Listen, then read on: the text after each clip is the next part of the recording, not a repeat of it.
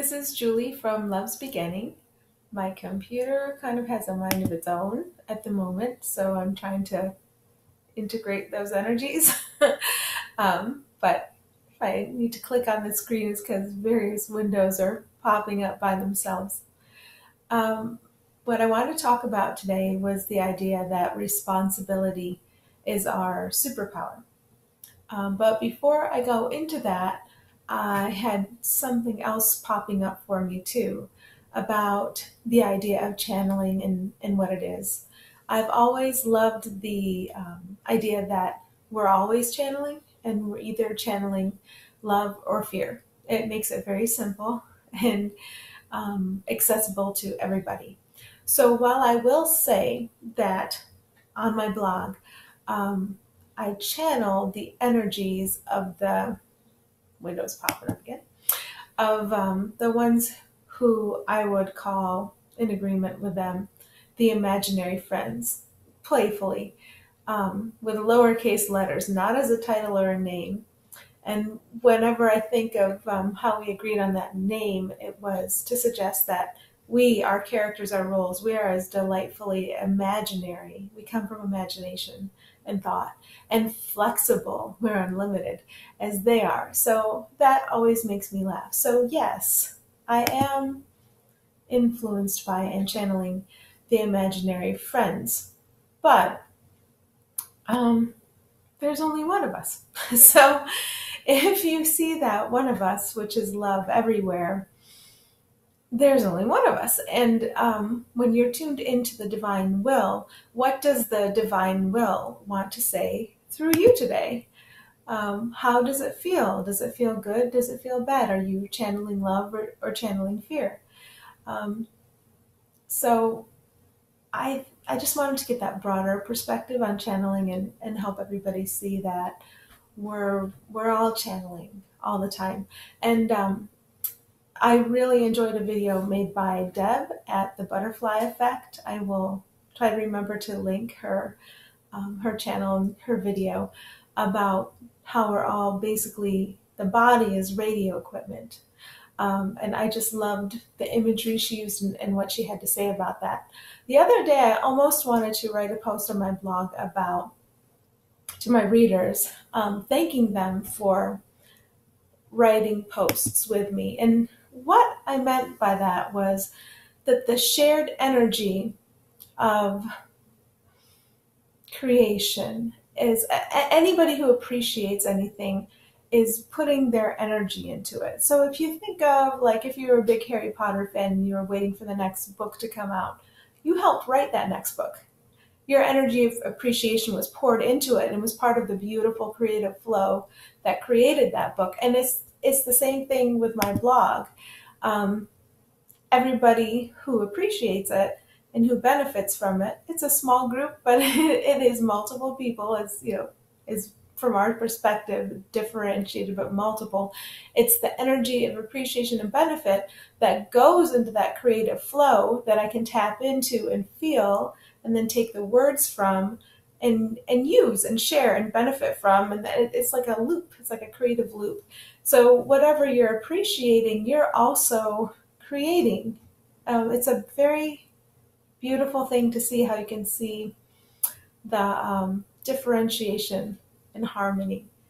So I just wanted to thank anybody who's appreciating this material too, because you're also creating it. So back to the idea of responsibility. It's a pretty exciting thing to see that everybody can tune into the energy of love.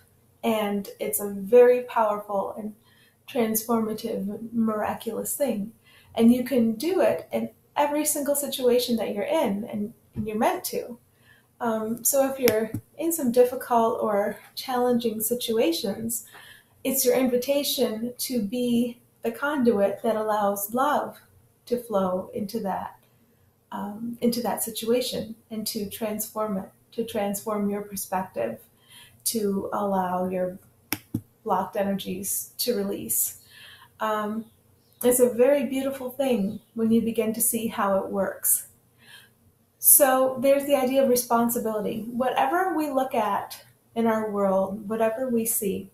Let's say a playful one. I heard about Roseanne Barr, and I heard a lot of judgments about her, and I heard about how she was making judgments about other people. I heard about the circumstances surrounding how, some of these judgments got made or were expressed. So I'm responsible for that. It's in the world. It's in my world. I'm responsible for it. I'm not to blame for it. I'm responsible for it. It's showing up in my face in some way. So what am I going to do? Well, if I'm going to judge her and tell her what she is or isn't, tell her that she's anything but love, then I'm ensuring a repeat. I'm asking for another episode of that type of thing. I'm not helping her by telling her her conduct was good or bad, by defending her or arguing against her. But if I can see her as she is, and I can see the role she's playing in helping blocked, tense energies come up in anybody who read what she wrote, they had that opportunity to feel those blocked, tense energies, to own them, and to release them. But if they didn't, they might have taken the option that egoic consciousness offers us, and it's not bad or wrong, it's just a choice, to keep the conflict going in these like hamster wheels in circles. So if you take the option to judge or to blame, to announce who's wrong, to announce what's wrong with society, at any level, when you're telling somebody how it is, what's wrong with them, you're finding the problem outside of yourself. You are asking for another episode of that. More, please, is what we're saying. And I'm happy about this, because to be communicating through a body, having this experience of walking around as a separate identity, and to realize, oh my goodness, everything's forgivable. Everything's an opportunity. And if what Roseanne did brought up tension in me or judgment, it is the day I get to let it go. It's the day I get to see through it. It's the day I get to find my power. It's a tremendous gift. And if I'm looking at those who are saying things about what she said, or, substitute whatever conflict you want to if you don't like that conflict. If I'm looking at those people and judging them and saying they shouldn't be judgmental, that's it again for me. It's another opportunity. The tension comes up, the judgment comes up, the tendency to see conflict comes up, because what we all are is prior to what happens in our lives. People say thoughts are things, and it's true. So if we check to see, what did I believe today? What thought about conflict did I believe today, and who did I blame? It doesn't matter if you blamed yourself as a separate and flawed entity, or if you blamed the president as a separate and flawed entity. It's exactly the same thing. It's making the choice for egoic consciousness. And once you realize that you've done that and that you don't have to anymore, it is tremendous freedom, and it is a freedom that can be shared. So it's almost like having laser eyes, like very powerful eyes. You can see any situation in your world that you chose because of your decision for egoic consciousness, which it was an experiential decision. Let's use fear to feel what it feels like to be separate from all that is, and to be victimized and to be vulnerable. Let's do that and see what we can do. We kind of got lost. We forgot that we made the decision. But once you realize that it was your decision, and you've never, in all the lifetimes, think of all the lifetimes, go back to the root, go back to every single one. Go back to the one where you were burned at the stake, or the one where you were the aggressor, or whatever lifetime it was. It is all forgivable, because it was all done in innocence. When you know better, you do better. These reactions and these victim roles, every single one was an opportunity for us to wake up, to what we were doing and to release the blocked energy and to step into what we would call heaven on earth. So once you realize, oh, that's what I can do with these situations of conflict, that is how I can respond. Responsibility. Everyone I see, I snip a tether. And I don't just do it for myself. I accept healing. I agree to see correctly. And when you're walking around in the world seeing correctly, you don't have to say anything. You don't have to look at anybody. You don't have to do anything. It radiates out because all minds are connected all the time.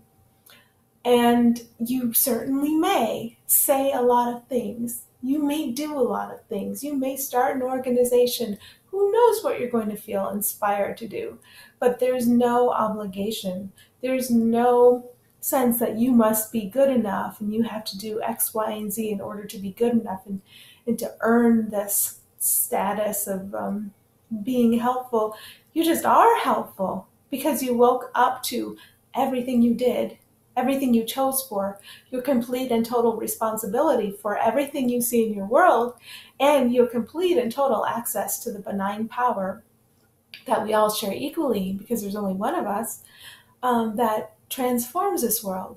So once you realize, I am the conduit for transformation, isn't that interesting? And so is the guy across the street, and so is my husband, and so are my parents, and so is everybody else.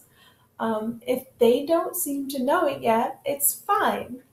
All you have to do is, or all I have to do, is keep my head on straight and keep realizing what an opportunity everything is. Whether it appears to be positive, reflection of our true identity, ease and abundance and flow and inspiration, or negative. Negative is simply an opportunity to feel what we haven't felt in the past and to undo it energetically. This is light work. It's not light versus dark work. It's not triumphing over the dark. It's simply taking responsibility and saying, oh, I am seeing and experiencing this now because out of the past, from my choice for egoic consciousness, all those judgments and reactions and fights, internal fights in my head I've had, and the self-criticism, the criticism of others, all the ways I've engaged in this, it's always been a choice for egoic consciousness, and it's simply kept it going. You might think that you fight for the good in one area and tamp the evil down, and then the evil springs up somewhere else. It's because you're choosing it. It's because you're choosing the struggle of it, and of course it's going to spring up somewhere else. So you can play this game of being on the good side, but you're also on the bad side.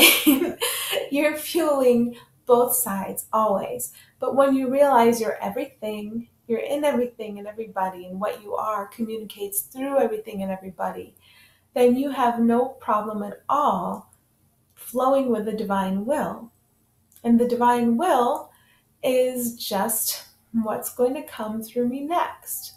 I know my job here is to thrive in differentiation and not struggle in separation. And when I thrive in differentiation, I'm sharing that thriving with everybody. Before, just due to perception, I was using fear to give myself the experience of vulnerability, victimhood, even death, because death is an experience we can have. But if we go through it consciously, we realize we were never the body, although we're everything. The body was and is used as a tool through which to communicate and through which to appreciate the differentiation. And everything that is born in time ends in time. So the body was born in time, it'll end in time, but you, me, we continue forever. We're forever. We're eternal. And so this is a tool. It's a tool we can appreciate. It's a tool we can harmonize with. So when we realize we're just a part of the differentiation, who's picking up this water? Who did it? Did you do it? Did I do it? Is there a difference? Is it crazy to think this way? It's helpful to think this way if you encourage yourself to see past the separation, because when we're immersed in the separation, that's where the blame comes in. He did it, she did it, that's flawed, that's right, that's wrong. If you look beyond all that, you invite the energy of beyond all that into your world and you make it more accessible to others. It's the energy of inspiration, it's the energy of flow, it's the energy of healing. It's the energy of resolution. It's the energy of remembrance, of dropping the blocks to remembering who we are and what we share here, and that everybody's innocent and everybody is forgiven right now, right this second. Nobody has to do anything to be worthy of forgiveness, because the secret of forgiveness is that there's really nothing to be forgiven. We all engaged in a play of energy. And when I say all, I mean the one of us. We wanted to see what it was like. And so we did. We did a good job of it. We did a very good job of seeing what it was like to have the experience of being believably separate. The special effects are great here, aren't they? So we can marvel at that. And I think that's all I wanted to say. Just to appreciate, enjoy, and feel the freedom of differentiation versus separation. Thanks.